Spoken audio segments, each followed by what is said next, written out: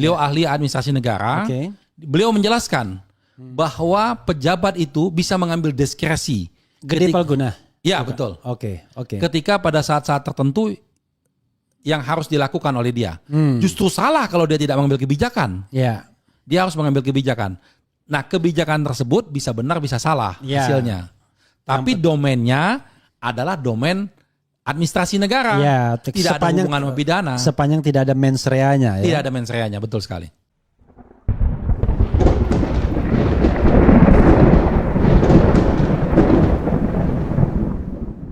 Assalamualaikum warahmatullahi wabarakatuh. Iwan Filah. Ada satu buah podcast yang menarik ya, di mana di situ kita bisa lihat di channelnya Refli Harun yang mengundang Ari Yusuf Amir, yaitu tim hukum dari Tom Lembong. Nah, karena mereka ini berdua adalah mereka adalah ahli gitu. Kalau Refli Harun ahli tata negara dan juga kalau Ari Yusuf Amir adalah seorang pengacara yang hebat, mereka ini membicarakan tentang kasus Tom Lembong. Yang tentu saja yang menjadi titik masalahnya adalah Kejagung, di mana mereka menetapkan status tersangka kepada Tom Lembong itu masih simpang siur, masih abu-abu, tidak jelas apa yang menjadi pokok masalahnya. Sehingga podcast ini, pembicaraan ini sangat menarik, terutama bagi kita yang memang mencari informasi lebih tentang penangkapan Tom Lembong. Sangat menarik sekali dan bisa jangan dilewatkan karena memang ini sudah kita potong sedemikian rupa sehingga fokus pada pembicaraan masalah tentang keanehan dari Kejagung menetapkan status tersangka kepada Tom Lembong. Nah, bagaimana pembicaraannya? Mari kita simak videonya berikut ini. Lalu poin yang selanjutnya yang Kejaksaan selalu sampaikan bahwa di sana ada kesalahan kebijakan, gitu. Kejaksaan tidak pernah mengatakan tentang mens rea, tentang perbuatan melawan hukum, tidak ada. Nah, menjadi pertanyaan nih, kalau soal kebijakan apakah bisa dipidana? Itu menjadi pertanyaan juga. Jadi kalau kebijakan dia bahasanya apa? Menyalahgunakan kewenangan. Ya, jadi kebijakan seorang menteri bisa saja benar, bisa saja salah. Ya. Ini ahli yang menjelaskan. Waktu itu kami menghadirkan ahli Profesor Gede dari Universitas Udayana. Oke. Gede siapa? Profesor Gede siapa tuh namanya? Beliau ahli administrasi negara. Beliau menjelaskan bahwa pejabat itu bisa mengambil diskresi. Gede Palguna. Ya, betul. Oke. Ketika pada saat-saat tertentu yang harus dilakukan oleh dia. Justru salah kalau dia tidak mengambil kebijakan. Ya. Dia harus mengambil kebijakan. Nah, kebijakan tersebut bisa benar bisa salah hasilnya. Tapi domainnya adalah domain administrasi negara. Ya, tidak ada hubungan sama pidana. Sepanjang tidak ada mens rea-nya ya. Tidak ada mens rea-nya, betul sekali. Nah, memang saudara sekalian, saya juga tidak pernah mendengar mens rea ini ya di utak-atik oleh mereka. Oke. Itu sisi administratif, sisi substansinya. Ya, jadi sisi substansinya ini karena sudah ada perluasan tentang kewenangan pra peradilan, maka kita bisa menguji tentang dua alat bukti tersebut. Oke. Ya. Inilah yang menjadi peristiwa penting dalam proses pra peradilan ini. Menarik. Nah, dua alat bukti ini kita minta untuk dihadirkan di persidangan. Nah, ketika itu pemeriksaan bukti-bukti, acara pemeriksaan bukti-bukti, kami menghadirkan bukti-bukti yang kami bawa, termasuk auditnya BPK. Lalu mereka juga menghadirkan bukti-bukti. Kita semua periksa bukti-bukti tersebut. Hakim memeriksa, kita semua periksa. Mereka juga periksa bukti kami. Ketika tiba saatnya kami memeriksa bukti mereka, kawan-kawan kejaksaan, mereka keberatan. Mereka keberatan untuk bukti-bukti mereka diperiksa. Ini menjadi pertanyaan kita nih. Diperiksa di depan hakim kan? Di depan hakim. Iya, depan hakim kan. Kan itu kan sudah miliknya hakim. Begitu diserahkan miliknya hakim. Hakim menyerahkan pada kita untuk diperiksa. Jadi bukan milik mereka lagi. Mereka keberatan. Loh, kita bingung. Kenapa nih keberatan? Kan ini sidang terbuka untuk umum. Dan kita mencari substansi dari masalah ini. Akhirnya setelah perdebatan panjang, hakim menegaskan boleh diperiksa semua, kata hakim. Ini sudah berapa alat bukti yang mereka hadirkan? Klasifikasinya ya kan minimal 2 alat bukti tapi dengan sebuah klasifikasi yang berbeda ya. Betul. Alat bukti apa aja yang mereka? Ya, mereka menyajikan tentang pemeriksaan saksi-saksi, surat-surat alat bukti saksi ya. Ya, saksi, surat-surat tentang peraturan-peraturan ya. yang menarik juga termasuk surat-surat perintah nih. Surat perintah mereka ke tugas dijadikan bukti juga. Ya, okay. Lalu mereka bersurat ke BPKP dijadikan bukti juga. Ini yang kita pertanyakan. Lalu bukti yang dianggap kualitatif adanya tindak pidana apa yang mereka anggap bukti kualitatif? Itu yang kita tunggu. Okay. Itu yang kita tunggu. Ya. Jadi ketika kita tunggu itu ada bukti apa nih yang intinya?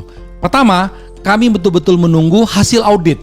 Yang selalu mereka katakan tentang tadi 400 miliar tadi. Ya, kerugian negara ya. Kerugian negara. Ya. Itu kan harus dihitung dengan seorang profesional yang ahli di bidang auditor. Ya. Dalam hal ini katanya BPKP yang melakukan itu. Kami tunggu.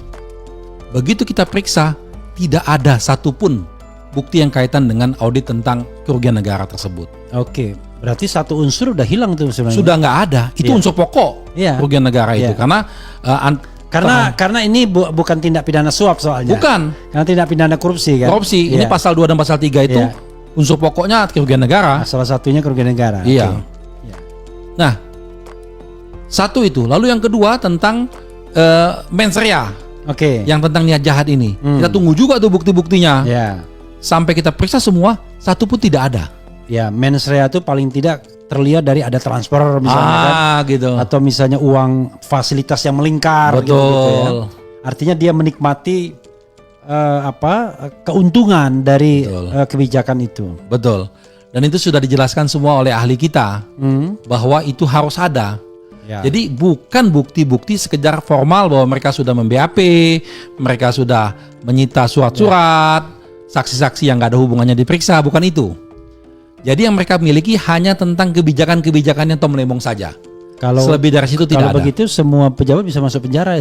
Masuk penjara, betul itu. Karena begitu salah, dianggap menguntungkan orang lain, dianggap ada kerugian negara, selesai. Niat jahat nggak penting. Ya, itulah tadi potongan podcast di channelnya Refli Harun, di mana beliau pada saat itu mengundang Ari Yusuf Amir, yang juga kepala tim hukum dari Tom Lembong. Dan di sini bisa kita katakan banyak sekali hal-hal yang menarik, di mana bisa dikatakan Ari Yusuf Amir ini berhasil memotong atau menghilangkan semua apa yang selama ini dibersangkakan oleh Tom Lembong. Di antaranya adalah tentang adanya dugaan kerugian negara sampai dengan 400 miliar. Nah, hal ini menjadi menarik di saat tim kuasa hukum dari Tom Lembong itu meriset atau memeriksa ke BPKP BPK atau BPKP, di mana di sana pada akhirnya tidak ditemukan adanya kerugian negara sejumlah 400 miliar tersebut.